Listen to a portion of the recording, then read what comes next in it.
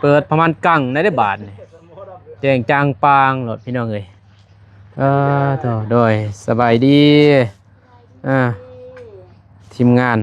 น้องบองเบาเจ็บอ้ายผู้วงพี่น้องเอ้ยเนาะจากเป็นนั่นเนี่ยมาแปลงมาเนี่ยไปว่าเมื่อกี้หมดเลยเต้เพิ่งมุ่งตอนบ่แม่นมึงช่วยเนี่ยแต่ว่าเขาประทันสรุปว่าสิจ้างหรือบ่ว่าอะไรแต่ว่าเติมจำล้าน2 ล้านบ่ได้บ่คู่กันอยู่นี่10 ล้านแต่ว่าเราต้องถามผู้ใหญ่เจ้าของเงินว่า2,130,000 กีบงบของน้องเพิ่นยังเหลือเท่านี้ยังเลื่อนบ่เดี๋ยวนี้เงินพี่น้องเอ้ยเนาะที่ทางผู้ใหญ่เพิ่นซอยรวมทั้งหมด14 ล้านแม่นแต่ว่าใส่จ่ายไปแล้วพี่น้องเนาะยังเหลือเงินยังเหลืออยู่2 ล้านกีบยังอีหมดมีอารมณ์ไปเนาะมาความลับบ่2 คนนี่มีความลับกับไอ้ต้นยิ้มแต่เช้าคนบ่มึงนึงนี่บ่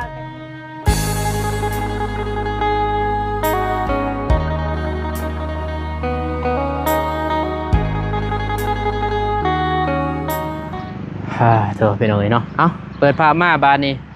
พี่น้องเอ้ยเนาะไปใส่ว่าสิเข้าวัด มาเจอทางทีมงานเนาะทางเบาเจ็บน้องบองเบาตูนเบาอ้ายผู้วงเพิ่นเนาะมาอัปเดตนี่แหละเฮือนน้องวันน้องวันเนี่ยเนาะวันใจบ่วันบ้านน้องก็บ่เคยเข้ามาจักเถื่อไปเนาะเป็นครั้งแรกแล้วก็เถื่อเป็นครั้งแรกที่มาถ่ายเนาะแต่ว่าเขามาซ่องตัวนี้เนาะเพราะว่ามากับเบาเตียงมือนั่นเขามาเนาะแต่ว่าทางบ้านน้องก็ยังบ่ทันอัปเดตทางบ้านเฮือนน้องเพิ่นเนาะแล้วก็สิมาถามทางหัวเจ็บเบาตูนเนาะผู้เป็นสะพานบุญที่ซอยนี่แหละเฮ็ดเพื่อนได้สร้างเนาะเพิ่นก็กราบทักทายสบายดีพ่อแม่พี่น้องเมื่อสุขผู้สุขคนเด้อพี่น้องเด้อเข้าสู่2บ้านนู้นคือเก่าคือเดิมพ่อแม่พี่น้องเนาะโอ้หมดเว้ยหมดคันหมดแดงคันพี่น้องเอ้ยโธ่แจงจังปางบัดนี้เนาะเห็นแต่แพ้กังเถอะเปิดประมาณกังได้บาทนี่แจงจางปางรถพี่น้องเอ้ยเถอะโดยสบายดีทีมงานน้องบองเบาเจ็บอ้ายผู้วงพี่น้องเอ้ยเนาะโดยแล้วก็น้องหวาน มาแต่เช้าบ่หรือว่ากำลังมากันเห็นเบาตูนโทรว่ายังอยู่เฮือนโทรหาเบาสายเพราะว่าจะเลยเข้าไปแบะเบิ่งเบาสายเฮ็ดเฮือนยังเลยแหลมมืดแล้วก็ยังเฮือนขั่วบ่คือยังเฮือนขั่วอยู่นี่แหละเอาขึ้นไปนั่งมื้อนั้นนอนนั่นบ่โดย มันจะเป็นได้แม่นบ่มันบ่เป็นบ่นั่งรูปโน่นแล้วจะเป็นผากเนาะจะได้มาเฮ็ดบ่นี่มื้อนี้บ่ไผสิเป็นสร้างไอ้วงบ่แม่นบ่ได้ละทีมงานเฮาบ่ได้แต่มีเด้อครับหายน้อยไอ้น้อยอยู่ปานปลายความตั้งใจของผู้ใหญ่อยากสอนแม่เพิ่นไปจะได้ว่าเพิ่นว่าบ่วางแล้วช่วงนี้เฮาก็เลยไปคุยนำแม่แดงแม่แดงก็ตกลงปรงใจแล้วต่อไปต่อมา10 ล้านโดย10 ล้านกีบโดยบ่ตัว10 ล้านกีบโดยจ้างหรือบ่จ้างเพิ่นนั่นแหละมาแปลงมานี่ไปว่าเมื่อกี้แต่หมดเลยเต้ถึงมุ่งตอนบ่แม่นมึงช่วยยังแต่ว่าเฮาบ่ทันสรุปว่าสิจ้างหรือบ่เพราะว่าเฮาต้องปรึกษาผู้ใหญ่ไอ้แดงเห็นน่ะบ่มาส่งไม้นี่แหละไอ้แดงมาส่งไม้ไม้แดงน่ะเด้นี่บ่ส่ง80ต่อเลยนี่ทางนั้นแน่นี่แน่นี่เบิ่งนี่บังน้องโดยพ่อไอ้ดอกนะพ่อ80พ่ออยู่พ่อรวมกัน80บ่ตูนไล่บ่ได้เซาะบ่ได้กบใส่เลยบ่กบก็ได้เป็นกันจังให้งามก็กบได้เว้ยบัดเฮาแอมนี่มันก็อยากให้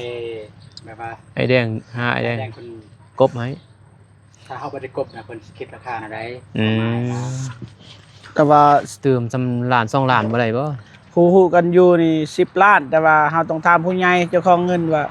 เฮ็ดแนวใดเพราะว่าเฮาก็ตัดสินใจบ่ได้ งบมีเท่าไหร่งบ งบ14 ล้าน สังกะสีซื้อแล้วติ ยัง ยังนี่แหละต้องมีเบิดบ่ร่มใหม่ รวมนำเฮานี่เงินมี14 ล้าน ตอนนี้เนาะตอนยังมีนี่ โดยแล้วก็มานี่เลยน้องมานางนำการประตูสรุปเรื่องเงินเลย เอ้า มันบ่ให้อันนั้นมา คือบทสรุปเซซองเบาเจ็บเหรอ บ่สม บ่ส่งบาน้องก็ได้ ทางใดก็คือกันนั่นแหละ อืม เฮาตรงไปตรงมานะทางใดก็ได้ เบิดเหรอทางใดก็ได้ มาประตู โอเค โทรศัพท์ สรุปทั้งหมด โท บ่ รศัพท์เจาะ เงิน ครับเนี่ย น้ำเมียพุ่นเซ็ต โทรศัพท์เฮาสาม เมียกับบุมีเลย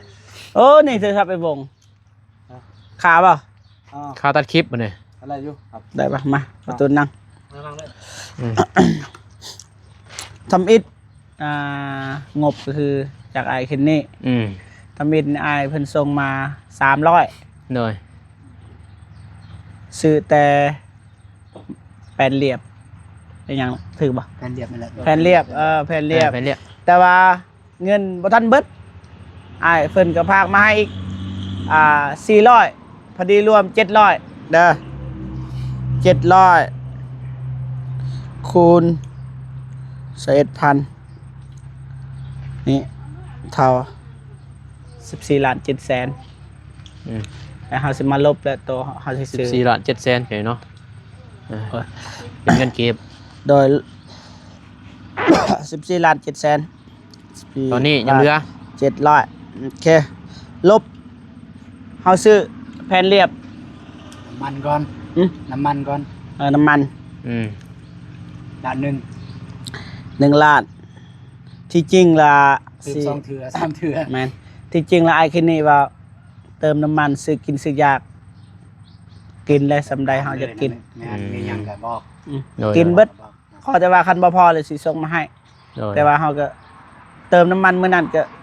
ทมิดเติม3แสนบ่ขึ้น บ่พอดอก พอดีมาเติม5แสนพอดีขึ้น 5ลิต เล ร ยพอดีขึ้นเลยจวดเลยลายเลยนะ โดย แล้วก็โทรขอเพิ่นว่าเอาซื้อเท่านี้เลยเอ้าดับเลย แอดสั่งสิแพงกว่าพี่น้อย แล้วก็ลบ วงกบ วงกบ2 ล้าน 2ล้าน8กับอันนี้ 4วง 8กับไม้ นี่ ไม่ ไม่แป้น แป้น เลยแม่น เออ ๆรวมเลยแม่น2 ล้าน 8 2ล้าน8เนาะนี่เนาะ เลย สอง ไม้ สอง แป้น อย่างนี้ กับวงกบ โดย แล้วก็ไอแดง ไอ้แดงเนี่ย6 6 ล้าน ล้าน 5 5แสน แต่ว่าน้ำใจเพิ่นล้านหนึง อืม ถาม บ่ มาส่ง แม่นแสนหนึง แสนหนึงล้านหนึงโอ้ยเนาะ เออ เว้าซะเจ็บ อ่ะ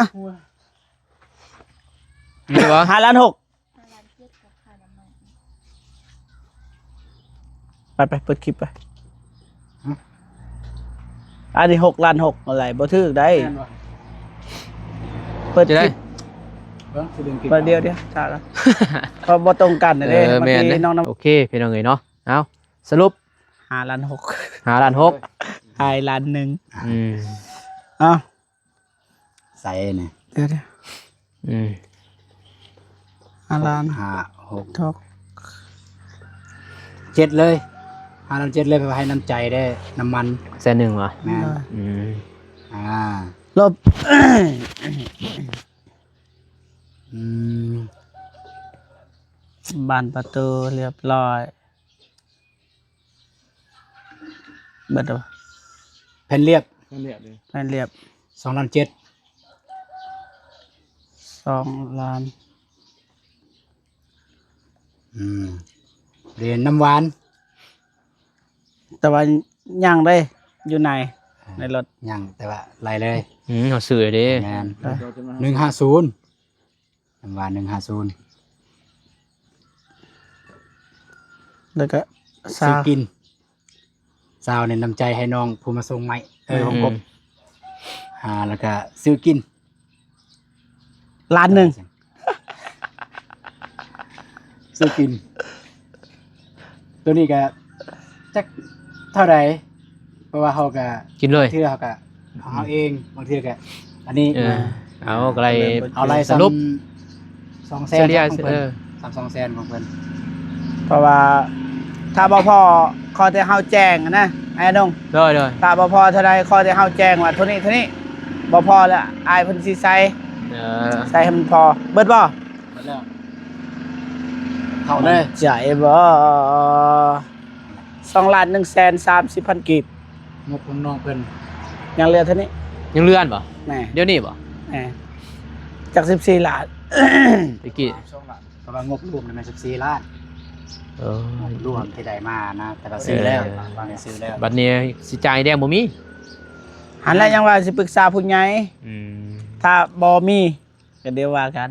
โดย ถ้ามีก็เดี๋ยวคุยกันอีก เงิน ที พี่น้องเอ้ยเนาะที่ทางผู้ใหญ่เพิ่นซอยรวมทั้งหมด14ล้าน แม่น แต่ว่าใส่จ่ายไปแล้วพี่น้องเนาะยังเหลือเงินยังเหลืออยู่2ล้านกีบแม่น 2ล้านกีบมันถึงอยู่ 100 4 ได้เป็นเงินเหรียญนี่ 4,000เป็นเงินบาทเนาะเรียนกะ100นึง 100 อืมโดย แต่ว่าเฮาไล่ในกลมๆนี่21,000 เออ ที่จริงมันก็เกินหนิดนึง เออ แต่ว่าเฮา ก็สเอ็ดนั่นแล้ว เนาะ เอส 21 มัน มันเกิน ตอ เยอะ มันโตคงทีแล้ว อ่า ยังเหลือเงินแต่เท่านั้นเนาะร้อยเหรียญ มัน2,130,000กีบแล้วจังซั่นซะ โดย แต่ว่ายังอยู่มียังเฮาอยากซื้อเฮาก็ซื้อเอาบ่เจ็บนี่แหละ แต่ว่างบนี่เนาะตัวสีจ่ายแดงนี่บ่มีเด้อ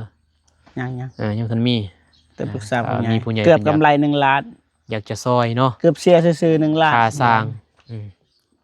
อยากจะซอยค่าสร้างนี่เกินว่า อ่ะ ต่อเติมนี่แหละ เข้าใจ พี่เนาะ แม่น เฮ็ดนี่แหละถ้ามีทางผู้ใหญ่อีกก็ดีพี่เนาะสมทบมาเพราะว่าเงินค่าสร้างสิจ้างทางไอ้แดงนี่ฮู้แล้วว่า10ล้านเพิ่นเอาเพิ่นว่าสมมาพาควรอยู่พี่เนาะ ผู้ใดอยาก แต่ ซ ว่า อยสร้างก็ได้ บ่ได้อยาก ตึก ซอย แท้นี่ เพียง เพิ่น เดียว บ่เอาเด้คันสร้างอื่นพี่เนาะแต่ไอ้แดงนี่ถึงแล้วซำนี่10ล้านบ่อนอื่นนี่เขาเว้าเพราะว่ามันต้องลื้อหมดเด้นี่ แม่น เจ้าลื้อออกหมดเด้แล้วก็จะมาเฮ็ดใหม่หั่นน่ะ คือแบบสังกะสีตัวเก่าในเฮือนใหญ่เนี่ยตัวใดมัน บ่ดีก็ลื้ออีก มันบ่ดีแบบนัวกันเลยออกใส่ตัวใหม่ ต้องได้ลื้อออกอีก แต่ว่าสังกะสีเนี่ยเฮาสิเอาตัวหนา แล้วก็ตัวนี้นี่ปันเราปันล่มปัน ตัว ใส่ เก้า หมด สิบ ตัวใหม่หมด 5,000 อัน เนาะ นี้ แม่นตัวแบบเคยน้องร้อยกัน โอ้ ตัวนั้นมันเสียนั่น แต่นักเบิ่งนี่เนาะ แม่นแม่น พี่น้องเอ้ยเนาะนี่บ่าวนุ่งก็บ่เห็นเด้เอามาเห็นมื้อนี้แหล้วนี่เมื่อวานนี่มือมาก็เบาเตียงกับพาบัตรออกหมดเลย มักเบิ่งนี่นะ โอ้หมดหลายเติบอยู่เบิ่นสังกะสีใส่บ่ได้เนาะบ่ได้เลยพุ่น บ่ได้ เพิ่นครัวเนี่ยมัน บ่ได้เลย ทางนี้นี่บ่มีเลย แต่ก่อนก็บ่มี บ่มีมาเลยบ่ ทางนี้ตั้งสังกะสีทางไม้อยู่เทิงกันออกเบิด เอาหมด เลย เพราะว่าเฮาสั่งละ80 80 โดย สังกะสีบ่ใหม่เนาะมีแต่ใหม่เนาะ ไม่80 น่าจะพออยู่ใหม่พี่น้องเอ้ยเนาะ80โต ตัวนี้คิดว่าพออยู่ไหม น่าจะเด้ต้องเอาตัวเก่านำแน่ได้มาใส่ แม่นๆเก่านำแน่ แต่ว่าตัวนี้ยกอีกคันยกได้ ใส่ ยกไว้หนึง ยก เพราะมันเงียงลง ลง คิกขึ้นว่ายังดอกตอนนะ พลิกขึ้น เพราะว่ามันลายฟ้าลาปีมันถึงน้ำเด้น้ำพ่นหัวมันก็มันจะซุบนึดก็นะมันสินึดตัวลงเนาะมันก็เนิ่นคักอยู่น้ำบ่ไหลไปพุ่นเอื้อนขั่วแต่ว่าเอื้อนนอนบ่ได้เด้ซื้อแต่ที่แท้เฮ็ดกระเทือนเฮ็ดให้น้องเลยเฮ็ดมันเที่ยงเลยเฮ็ดให้แดงปรับลำดับ ให้แดง ดี นั่นแหละ ยกขึ้น สังหาร เพิ่นก็บอกอยู่ว่าสิ อืม เซ็กให้เลยเพิ่นว่า เซ็กดีตัวนั้นมันก็คัก ได้บ่ละเอียดเพิ่นว่าเซ็กให้เลย โดยเฮ็ดก็คักแล้วแหละไอ้แดงเสื้ออยู่พี่น้องเอ้ยเนาะเสื้อไอ้แดงนะ 10ล้าน5แสนแต่ว่าลดให้5แสน ได้แล้วสำนันแล้วพี่น้องเอ้ย แต่เฮา สำหรับ หา ที่นั่นสร้างอื่นนี่สิกลัวแต่ว่าเฮากับบ่ได้ไปหาสร้างอื่น แม่นแล้ว จังซี่แหละน้องหวานใจยังสามารถตัดสินใจได้อยู่เฮือนครัวมักแบบใดมักแบบนี้เลยบ่แล้วแบบ มางออกก็ได้นี่ แล้วว่ามักแบบมีนอกซานบ่นางถ้วยลางบ้วง เออ มันตัดสินใจได้อยู่จังได๋ไอ้แดงมาเฮ็ดปุ๊บปะแล้ว อยากเฮามักแบบใดก็ได้เด้อ แม่นแต่นอนคิดแล้วเขา แนะนำ ทีมงานเฮาสิเฮ็ดได้จึงบอก เพราะว่าไม้มันครบอยู่แล้วนะเฮามีแต่บ่ได้ว่าหยังนะเพราะเฮาจ้างโดยเฉพาะเด้เฮามักแบบนี้เกินว่า แคนอูให้ผู้อยู่เขาอะผู้เพื่อนให้ผู้นอนได้เนาะเฮ็ดให้มันคักถือจักบ่เว้ากำลังอยู่ บ่แม่น ผู้เพื่อน ให้ผู้อยู่แคนอูให้ผู้นอน ตามใจผู้นอน อย่ามันอันนี้ก็บ่ถึกมันได้แต่ละเอียดบรรกล่าวก็ดีเนาะขอเย็นหูเอาได้ไหม ตัวนี้มางเลยตัวนี้ก็สิออกแล้วตัวนี้ มางหมดแล้วแหละนี่ เพราะว่านึ่งนี่ไม่ก็ได้แล้วแต่ในไม่ มัน หมอดจอดเบิดอันนั้นนงจากเบิ่งก็มีทั้งอย่างใช้วงเพื่อพวกกบบ้านประตูนะ หมดเลยบ่โอ้หนอกข้างตอนคือสีนั่นเลยเนาะโดกหมดใช่ไปสัง ตัวในมากแล้วพอสิใส่ตัวนี้ดิ ดีได้เป็นเฮือนน้องน้ำหวานนี่เด้ถ้าเป็นเฮือนเฮาบ่ได้เด้ ไปใจ อยู่บ้านเฮา มันก็ต่าง มาง กัน แล้วก็นอนเลยเลย มันสบายนะศาสนาพุทธเนาะแม่นบ่เฮ็ดได้ก็ได้นะเพียงว่ามันแหลวเพียงดูได้ เอาเนี่ยบ่ได้ แก้เนี่ยเรียบร้อยเลยบ่เนาะ ใช่ นี่แหละตัวนี้ มันก็ใส่ได้อยู่เพื่อนน้องอันนี้น้องนูอันนี้เพิ่นก็ซื้อเพื่อนเขามาเพิ่นก็แกะคอยแกะแหละเพราะย้อนบ่มีเงินก็ได้อยู่แต่ว่าแกะไข่เอานะเฮาบ่มีเด้เอาต้องคอยแกะงัดน้อยๆตอกมันลุบอันน่ะก็ได้เอาตอกลุบเลยก่อนสิแกะอันเฮาก็ตอกลุบเลยคู่อันลุบลุกออกมาเลยเนาะ โดยลุบน้อยๆตอก ถอดออกมาแม่ มันก็ได้อยู่ ได้พวก แตกหน่อยแล้วแกะ อ๋อ บ่เนี่ย ตอกเลยนะ เฮาตอกมันก็รีบ เอาตะปูมาใส่อีก ตอกมันก็รีบๆเลยนะ เอาเหล็กตะปู เป็นไปได้ในเวลาแกะบ่ให้มันแตก นี่ เพราะว่า นี่ เพื่อนนอกมันได้ใส่เพดานมันโหดลี บ่ตัวอย่างว่าจังซี่อันตัวตัดเหล็กตะปู10แล้วก็ตอกเลย ไอ้แดงก็โอ้ยไอ้ตัวไอ้แดงนะ ว่าเพดานก็ให้ใส่เอง บ่ตัวแกะนี่แหละไอ้แดงเพิ่นก็สิยากเด้แกะได้ตอกบักเนาะ แม่นแล้ว เป็นเหลี่ยมสิบ่ให้แตกน้องเอ้ย พอ มั ได้ นก็ เฮ็ด ต้องมีตัวแตกตัวบอนั่นแหละ พอได้เฮ็ด สิได้ ข อ อยู่ ง แล้ว เป็ดของไก่ก็ได้ ได้อยู่โดย ขึ้นกับเก่าเลย ท่านบอกให้บ่ตูนน่ะเมื่อเฮ็ดของไก่ โอ้ไอ้สิเอาเมื่อแต่นี่ฮอดหวยดำซื่อ ว่าบ่ได้กันรถได้วงเนี่ยเมื่อได้ อืม บ่เว้นเด้ ว่าให้น้องเลยเลยเว้ย ของเป็ดของไก่ ตะกี้เป็นนั่นบ่เป็นภาคจารย์บ่ นี่เด้ได้ทางหลังเด้ ลูกเบิ้ล จานนี้สิมันอยู่ห้องแม่นบ่ ด้วย อืม อยู่เพิ่งสร้างเฮือนแล้วจ้ะฟ้าตัวนี้แล้วจ้ะฟ้าตัวนี้ สิมันตะกี้แท้ๆอันนี้ปากกาจานกันทำเกาแห้งกันแล้วเอาออกใส่อันนี้ เออคอยเฮ็ด ฟ้าอันนี้เล็กเลย โดยคอยเฮ็ดคอยนั่น ที่มาปีก่อนหน่อยเอาไปดูให้เป็น อืม